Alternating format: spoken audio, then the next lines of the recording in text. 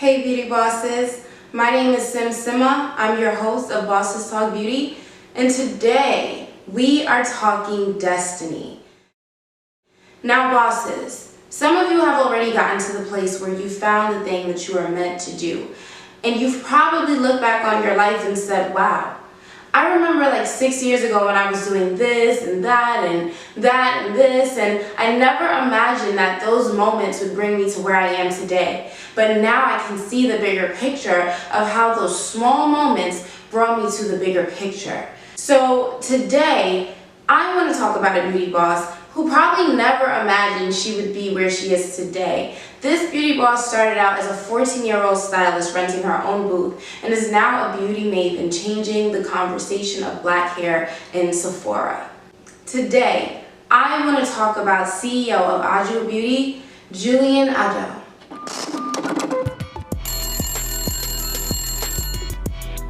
You have reached Bosses Talk Beauty. Press 1 for an operator. Press 2 for customer service. If you are calling to get your light, please hold and someone will be with you shortly.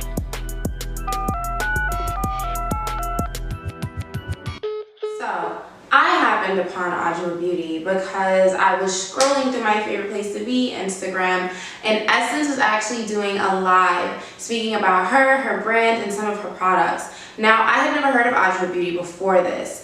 I'm always looking for brands, but my eyes are usually to the brands that are not being published, that are not in retail stores, that are on the come up, the MUAs that are starting skincare lines, the girls that are behind the scenes doing creative design and creative photography, the estheticians that are starting their own salons in local cities. That's where I kind of keep my eye. But it's so important as a beauty brand expert to also pay attention to the brands that are making it and that are successful. Because at the end of the day, they create the beauty blueprint for those brands that want to be there someday. Now, what I loved about the story of Julian is that she started out as a stylist in a hair salon. She rented out her own booth and was doing her thing. A little bit of background on her: she's actually born to Liberian parents and migrated to New York. Now, that's my hometown, and it is a city of hustlers, okay? One thing about New Yorkers, they gonna hustle. So I did some research on her story. She, spoke about how her mom really was someone that attributed to her work ethic. And I love the fact that she highlights that, because I'm also Caribbean born. And one thing that I noticed about Caribbean parents, African parents, there's a lot of similarities there, right? You tell them, hey mom, I want to start a beauty brand. They're going to kind of look at you like, what are you going to do with that? Start a makeup line, do hair forever? Like, no one is, like, you should get a professional trade. And what that does when you're trying to take the route of a non-traditional field is it motivates you, because you know you have to have deliverables. You have to have something that you can show and say, I'm making money off of this, I am successful at this, I am producing this, and I'm serious about this, in order to be taken seriously. And having that type of background, especially as someone, like I said, in the beauty field, in a non-traditional industry, and isn't that beauty isn't something that's mainstream? No. But how many of us know people in our own lives that are super successful in the beauty industry? A lot of us don't know people who are super successful at being creators, founders, and CEOs in this industry. So if you have African or Caribbean parents, 9 times out of 10, you got to show them your deliverables, which is great, because when you get into the field, you realize that you got to show everyone your deliverables. No one is trying to work with you or take you seriously until they can see what it is that you can deliver. Let's go ahead and get into the crux of what really drew me to Addo Beauty. I love the fact that this brand was founded by someone who was well versed in hair, who was well versed in texture, who was well versed in what the hair needs. Because one of the things that she spoke about on her interview today was the fact that scalp is important. And you may not pay attention to your scalp as much if you are not involved in doing your hair. Now, when you're constantly getting your hair done by other people, it's easy to forget about taking care of your scalp until it starts to itch, or until you start to see dandruff, or until there's a problem. But before there's any problem, it's so important to take care of your scalp, to moisturize it, to, pay attention to the things that you are putting in your hair, because your scalp is filled with pores. Therefore, before you just put any product into your hair, you want to pay attention to the makeup of that thing. And one thing that I absolutely love that she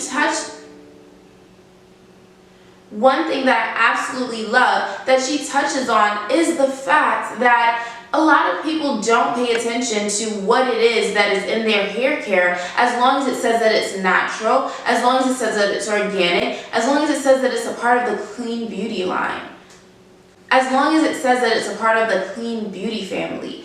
But ingredients are ingredients, and not every ingredient is good for your hair. So here we have a beauty expert who is going from one place where she's completely versed in hair. She's using other people's products and seeing how those products are affecting her clients, which is affecting her work, and is deciding along some point that she wants to make a change. But before she even makes a change, she doesn't go straight from being a hairstylist into creating beauty products. She has an entire span of her life where she goes into blogging, where she goes into involving herself in the beauty conversation, where she realizes that there are problems here that need solutions, where she realizes that there are needs here that need to be addressed. And that, my friends, is the importance of destiny. A lot of us, when we think of destiny, think that destiny is just a thing that happens upon us. No, destiny is a path that we continue to create by those small steps. Every conversation you have, every person that you meet, every mistake that you make, every success that you have, all of these are what come together to build our destiny. There are certain places that we have to go to get to where we need to be in order to fulfill our destiny. And so we see Julian go from being a hairstylist to being a person that is blogging about hair. And of course, there are things that are happening in between that experience as well. But as a blogger, she's creating a community. She's having real life conversations and giving real life advice with people about what is happening in your hair. Because I love the fact that any of my girls that are stylists anyways, when you are dealing with clients, even estheticians, when you are dealing with clients in the beauty field, what you'll find is that you end up being a therapist by accident, and I love it. People are coming to you, and this is their time of just relaxing and letting go and being themselves, and it really is a form of traditional therapy, especially for Black women. And so she is listening not only to people's drama at home, at work, but also people's issues with their hair. Because what do you notice? If you are a hairstylist, or if you're someone that gets your hair done, and you're having conversations with your stylist, a lot of times there's a period where you get a little unfaithful. We've all been there. We've all been there. Where you got your braid girl, you got your weave girl, you got your wash girl, or however it goes. And sometimes you go from one stylist to the next, and the experience isn't always the best.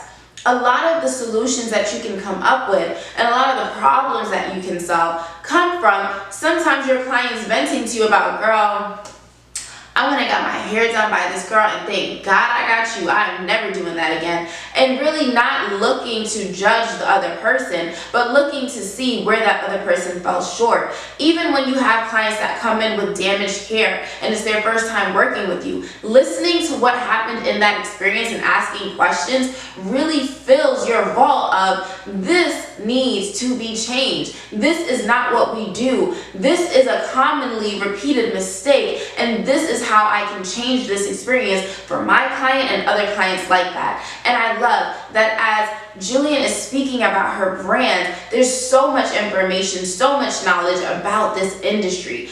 And she is solving the issue of filling a gap. And I love the fact that she uses the word intergenerational, right? She's solving an intergenerational gap. And the reason why is because hair knows no age. We all have hair and different types of hair at all different types of ages. And a lot of the things that we're learning from our traditions, a lot of the things that we're learning from our culture. And if you look on Addo Beauty, to be fair, there's a lot of young people, young faces, young demographic. But a lot of the things that she is using in her ingredients come from things that she has learned culturally, things that have been passed down to her through her people. These ingredients that she's using are not ingredients that she learned while just being in the hair salon. And she's using all of this information to solve a problem that exists today. Because today we are so on the go. We are so on the move. There's so many things happening that a lot of times we don't take the time to take care of things the way that we once did. But now we have products that can solve those issues for us and take care where we forget to take care. And that is what I just love about this brand. Now, bosses. In true Bosses Talk Beauty fashion, of course I had to ask a question on the live. So my question to Adwoa Beauty was, do you guys see a future of including dry shampoo products in your hair care? So, in true Bosses Talk Beauty fashion, you know I had to ask a question, right? Of course. So in the live, I did ask the question, does Adwoa Beauty see themselves incorporating a dry shampoo product? And I just loved their answer, because we, just being candid, love to call certain processes, processes that only apply to white hair or Caucasian hair or hair that is just simply not black hair. When in fact, some of these processes do apply to our hair. There's just different ways that we have to go about it. There's different ingredients that we have to use, different methods we have to use, and we also have to explain to our customers where this serves a purpose. And what, Julian says is that, yeah, this does serve a purpose because as we begin to get more involved in the fitness community, that definitely is something that you may want to use after a workout before you go home and take a shower, do your thing, like to have some dry shampoo to make sure that you're still cleaning your hair, of sweat, of buildup, and also that you're not smelling like, I actually experienced this recently. A coworker of mine sweats in her head. So whatever she's doing, a lot of time that sweat is building up in her head. If it's hot outside, if she's doing a lot, if she's talking a lot, and dry shampoo serves a purpose there. But when we think of dry shampoo, a lot of us like to think like, how does that even clean my hair? Like, there's no way. That's dirty, that's nasty, it's lazy. But we gotta realize that different products serve different purposes. And if we are getting them from a brand that is doing the work to educate its customers and its consumers on why this could be effective for you, then we allow ourselves to be opened up to more products that can better serve different factors of our lives. Instead of just saying, that's not for black hair. But is it though? Is it not? Is it not? It isn't. It's easy to count out a product because we haven't seen how it's worked for us specifically. But that is what makes a good brand a great brand. A brand that bridges that gap by saying, you may not see the vision in this, but watch this. I'm going to show you how this works for you, and you're going to love it. Thank you so much for tuning in to Bosses Talk Beauty, conversations that connect beauty brands and share their stories. To keep up with the conversations on Bosses Talk Beauty, make sure you subscribe to our podcast on Apple, iTunes, and Spotify at Bosses Talk Beauty. And don't forget to head to www.bossestalkbeauty.com so that we can have the conversation that matters and I can help you build your beauty brand today.